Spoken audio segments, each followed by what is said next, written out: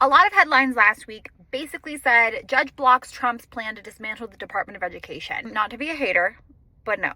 Public education is still very much under attack. So what's going on? We've been talking about all that's been happening since January 20th. You can go back through to see the videos here, or I put a timeline on the Substack. But among all that has been happening, educators, unions, school districts, and 21 Democratic attorneys general started suing. Eventually, all of those lawsuits were smooshed into one big case, basically. There was a federal court hearing where the plaintiffs all explained like, hey, wee woo, what the fuck? Last week, a judge issued a preliminary injunction. That's a temporary pause that gets put on certain actions while a case is still being argued.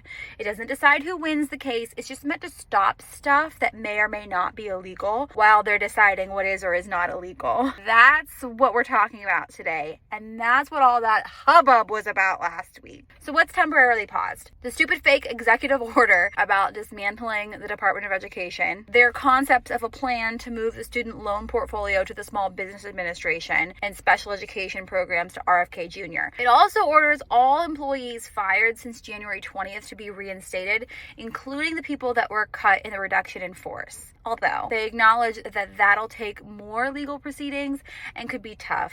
And it's worth noting that as of the most recent intel I have, employees aren't like magically reinstated and back in office.